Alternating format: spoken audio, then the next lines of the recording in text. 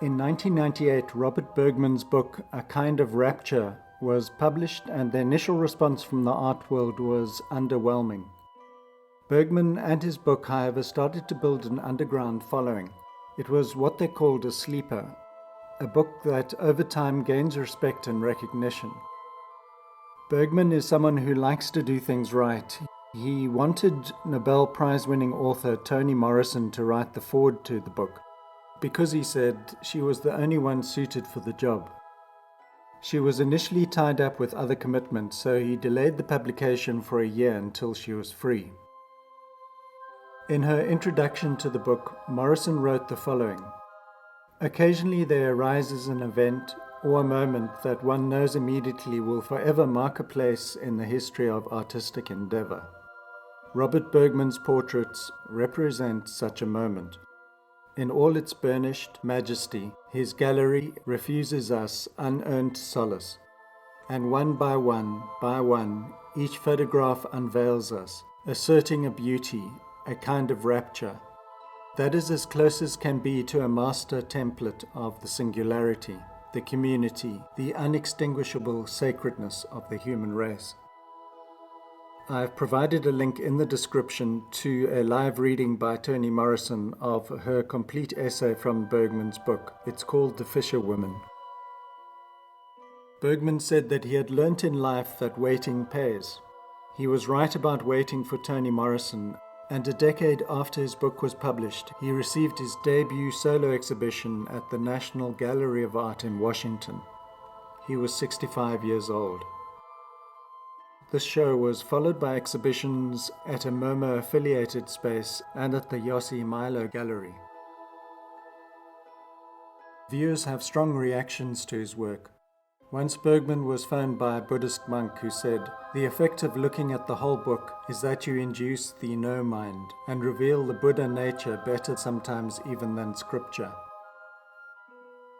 A critic wrote the following: "These are people who aren't sitting for a portrait by an artist, but maybe for one by God, and Robert Bergman just happened to catch them in the act."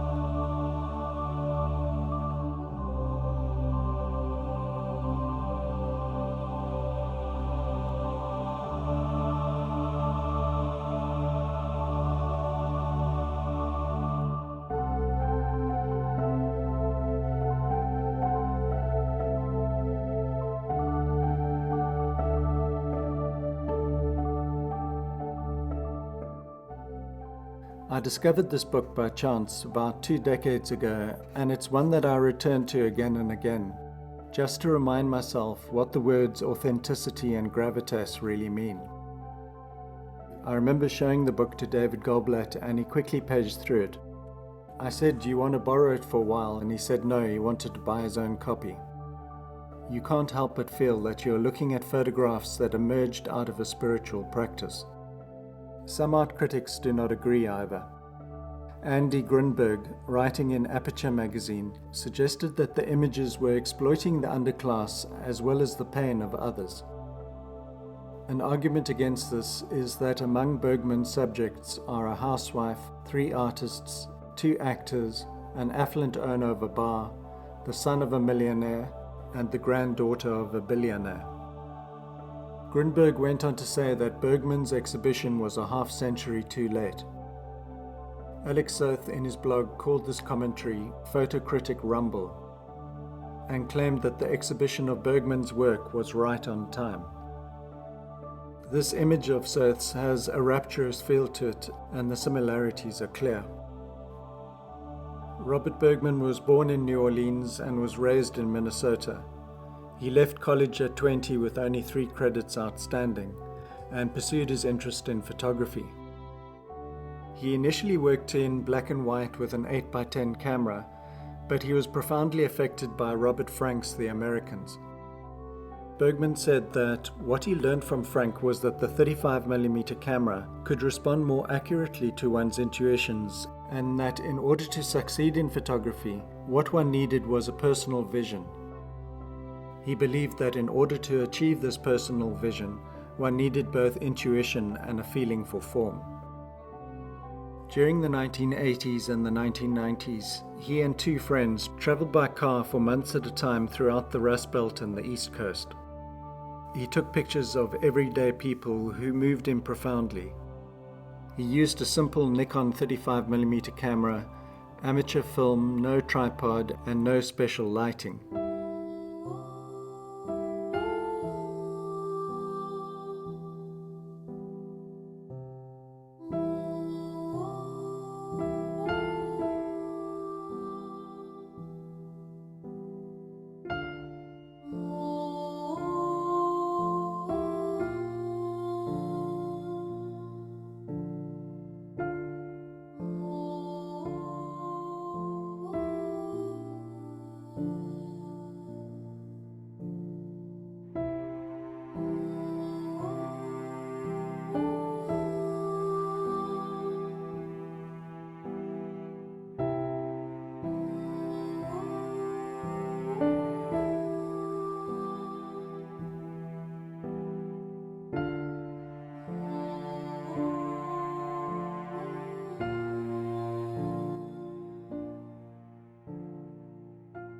He had lost hope that his work would be recognized by the art world, and felt that his use of color was in a way an acknowledgement of this rejection. He later said, what he did in those years was done from a sense of isolation and despair. Putting the color film in the camera was an act of self-destruction. It was an act of acknowledging defeat, because I felt the work would not enter the world. His approach was to move about until he was struck by the quality of someone's manner. He would rely on instinct and intuition. He found that once he'd approached people, almost no one said no. He would only interact with his subjects for a few minutes, and amazingly within that time he created a connection that was so extremely powerful. Bergman doesn't try to catch his subjects when they are unaware. They are mindful of his presence and have time to compose themselves. He responded to how subjects presented themselves in order to convey emotional complexity. Some of the images seem to hold a number of emotions simultaneously. Their gaze is what is common, and it draws our attention as viewers. Whether they look at the camera or away, the essence of rapture is conveyed from the subjects to the photographer and then onto the viewer. The frames are tightly cropped, emphasizing the face. We are unable to turn away or find escape in any other section of the frame. We are in a way forced to engage with the rapture and thus explore our own understanding of transcendence. We become linked to the solitude inside them as well as within ourselves. And even though we don't know the specifics of their life experiences, we become aware of its consequence. Bergman noted that he never works from the intellect. When he works, he has no preconceptions and no intelligible goals.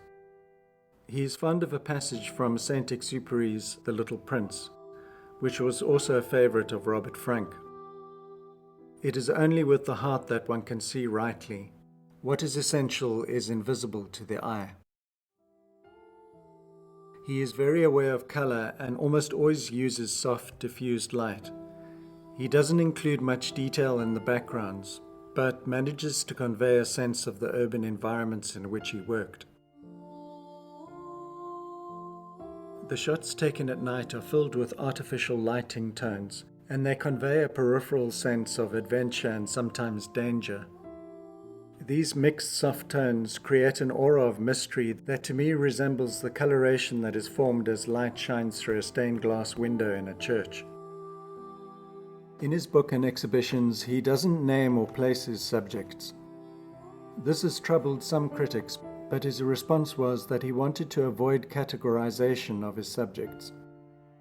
He also wanted to remove his own presence so that the essential uniqueness of the person shines through.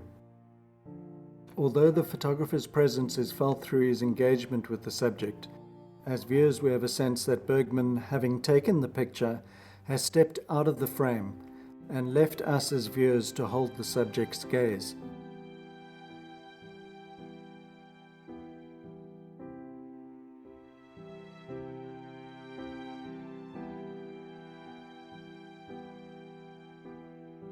Looking at these photographs of strangers on the streets of American cities, we are confronted and also shocked to realize how little we look at people that we don't know.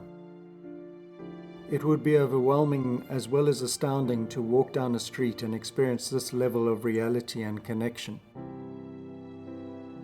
Bergman's choice of the title for this book comes from his belief that rapture leads to emotion and that this emotion can enable transcendence. He believes that this work is, in essence, a critique of materialism, and that is an act of transcendence. I hope you've enjoyed his work as much as I do, and please join me again. Feel free to share the videos if you like, and I'll see you next time.